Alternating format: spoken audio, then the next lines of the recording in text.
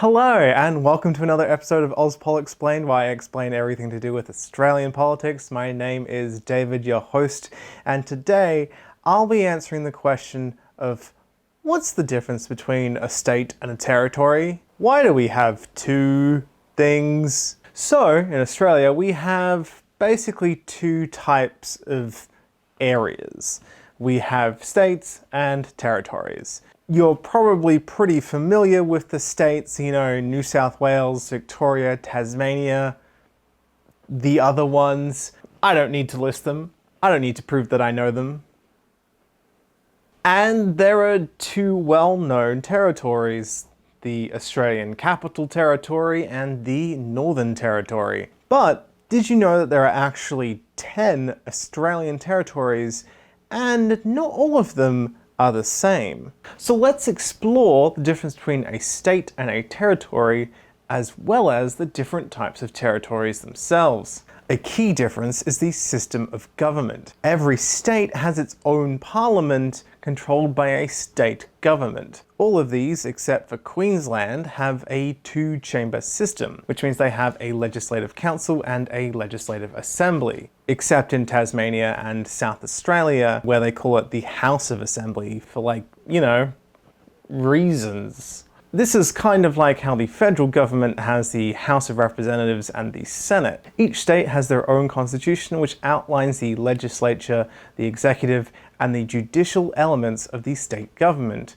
much like the federal constitution does. It's fancy talk for making laws and courts and stuff. State governments can basically make whatever laws that they want so long as it doesn't contradict a federal law and move into the jurisdiction of the Commonwealth. So for example, they can't mint their own money because that's a federal government thing. When it comes to territories, things are a little bit different. For starters, we need to divide territories into self-governing, like the Northern Territory, and non-self-governing, like Christmas Island. Self-governing territories have their own parliament.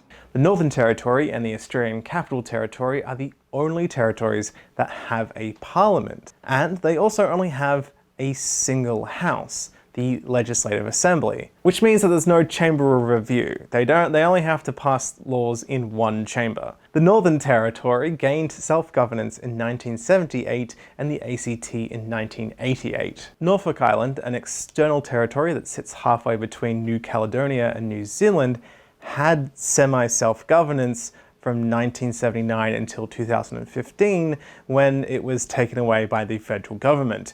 The government was like, hey, so you know how you don't pay taxes?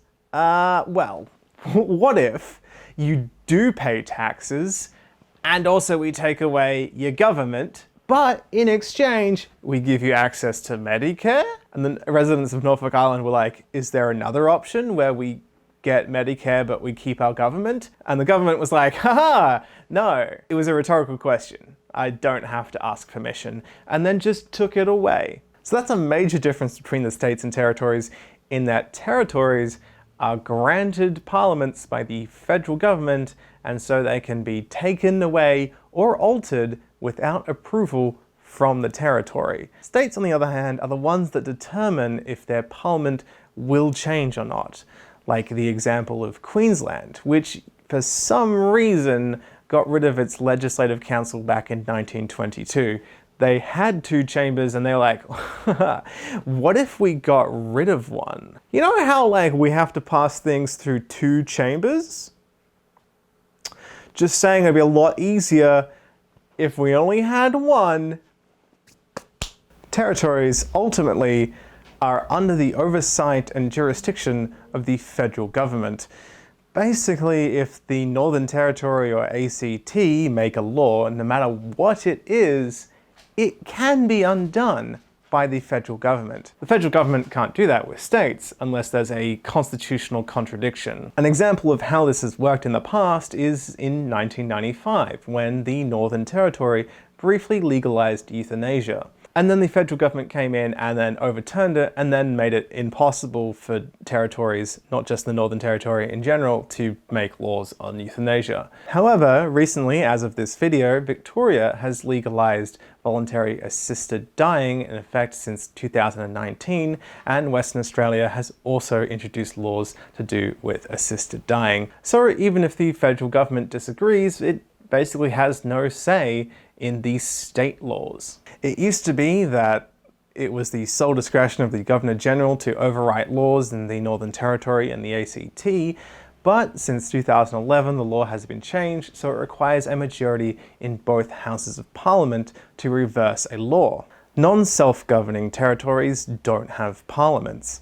Most territories are non-self-governing. They're what's called being administered by the federal government. You know, like admin. Basically, the federal government is the manager, the top manager. I won't discuss details of every single territory, as much as I love being incredibly thorough, but you know, if you ever need to know this for a trivia night, the list of non-self-governing territories are Jervis Bay, Ashmore and Cartier Islands, the Australian Antarctic Territory, Christmas Island, Cocos or the Keeling Islands, the Coral Sea Islands, Heard Island and McDonald Islands, and Norfolk Island. Some of these places, like Christmas Island and Norfolk Island, are places that people actually live, and some of them are just land. They're just blocks of land. The Coral Sea Islands territory is just a series of small islands in the Coral Sea covering 780,000 square kilometers. And the only permanently inhabited part of it is Willis Island, which is only 7.7 hectares large and has a rotating population of 4 people who work as weather observers, which means they can have the loudest parties they want and there's no neighbors to complain about it. Except if you count like turtles and birds and they'll be like, "Arr!" The Australian Antarctic Territory is a large chunk of Antarctica claimed by Australia. It's not recognized by most countries, and it's just populated by whoever is doing research at places like Davis Station. It is administered by whatever the Department of Environment is currently while you're watching this. Department names change like so much. I just got like a long list when researching this. I was like, no, I won't mention them. So like, I don't know, someone is in charge of it. The main point is that there's no government in Antarctica, or at least not an Australian government. I assume that penguins have a form of government. After all, why are they called king penguins if they are not staunch monarchists? Because non-self-governing territories have no legislative assembly to make laws for themselves, they're often included in the laws of the nearest state. For example, Christmas Island has state-type services provided by a combination of the Australian and Western Australian government. Although ultimately what is or isn't law is up to the federal government, the Christmas Island Act of 1958 means that the Western Australian laws apply to Christmas Island. Christmas Island's only internal government is a local council, the rules of which are determined by WA's Local Government Act of 1995, which applies to local governments on the West Australian mainland.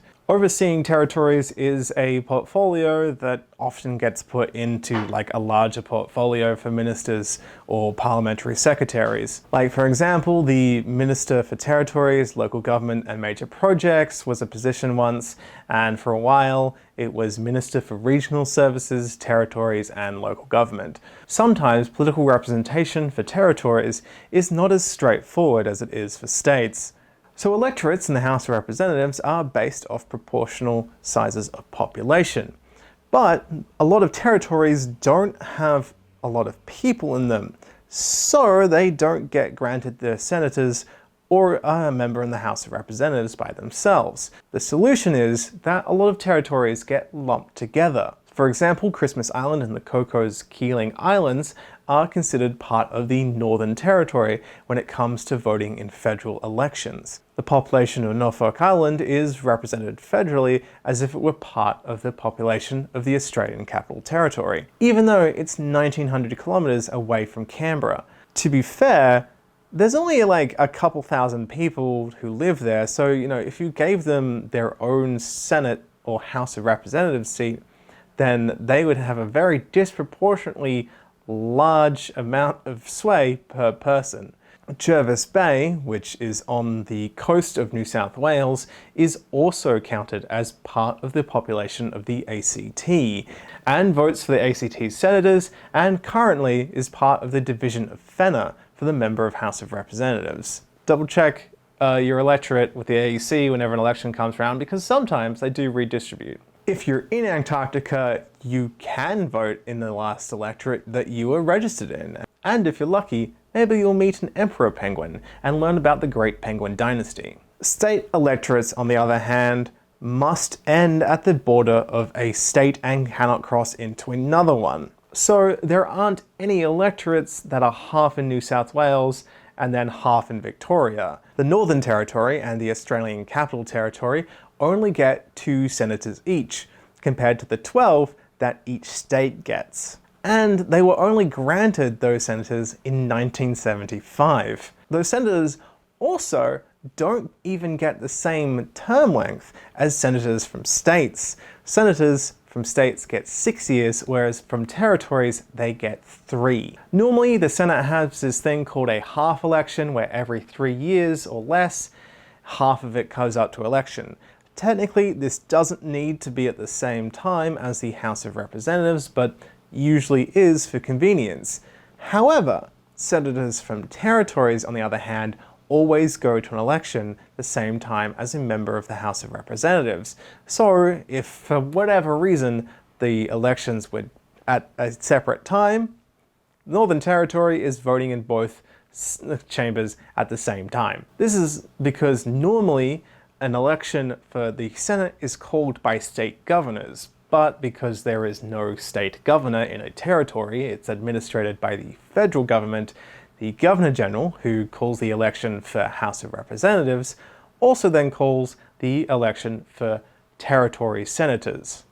The Northern Territory and the ACT were given members in the House of Representatives in 1922 and 1948, but even then, those members had limited voting rights compared to members from states. They are the same now, I must add. Furthermore, it wasn't even until a referendum in 1977 that residents of territories were allowed to vote in referendums. The Constitution says that the federal government can give territories representation as it sees fit.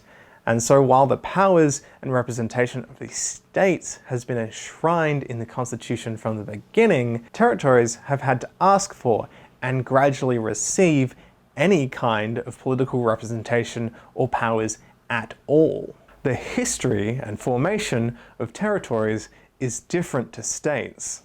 We've had 6 states since Federation, and although there are provisions in the Constitution to create new ones, the amount of states has stayed the same for the past 120 years. They're all based off prominent European colonies that formed governments and existed pre-Federation. Territories, on the other hand, have had a much more malleable existence, and some have come and go. Many were obtained or created post-Federation. Most of that, you'll not be surprised to hear, is because of colonialism, and also bad real estate. Fun fact, the ACT was created because of a rivalry between Sydney and Melbourne, where neither of them wanted the other one to be the location of the capital city and parliament. Not so fun fact, we used to control Papua New Guinea and Nauru. Both of these countries were under colonial rule of Germany, which is surprising considering that Australians are so used to hearing about English colonialism. England did then take over from Germany, so yeah, English colonialism strikes back again. You thought for a moment we wouldn't bring up English colonialism, but it's everywhere. The sun never sets on English colonialism. During World War I, Australian forces captured both islands, and then we were sort of like given them, even though like people already lived there. Like they weren't actually ours, even though like legally they were ours. Nauru became independent in 1968 and Papua New Guinea became independent in 1975. That's right, Australia used to like own another country like 50 years ago. The Northern Territory was actually previously part of South Australia.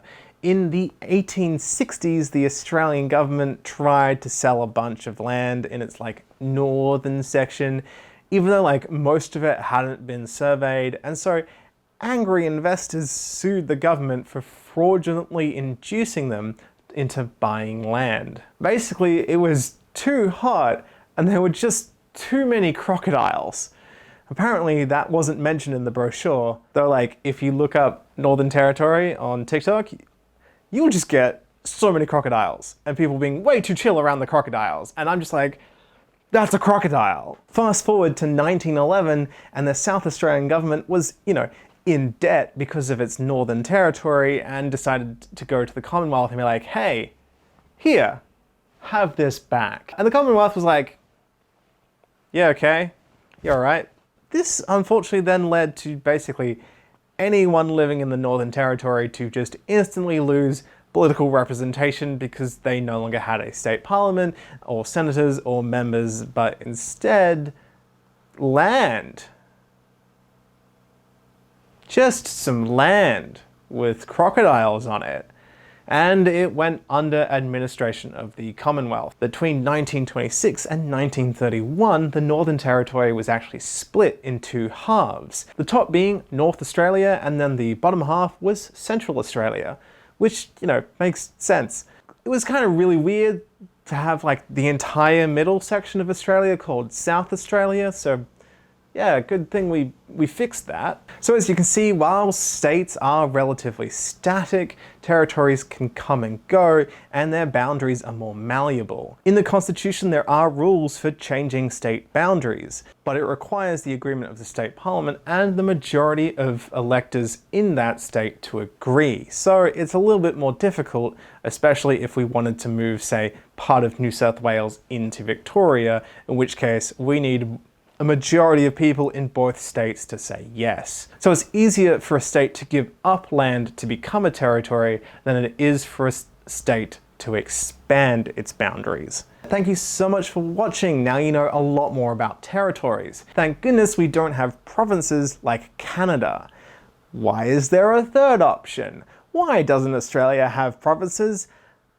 I don't know. Thank you so much for watching. Comment down below what you would like to learn about next. Don't forget to share, subscribe, tell everyone you know in the entire universe to watch my channel, and you can support me on Patreon for free education for everyone. There's a copy of the script in the description so you can see all the citations I used to make this video, learn more about the things that I've talked about, or use them in assignments. Thank you so much for watching, and I will see you next time.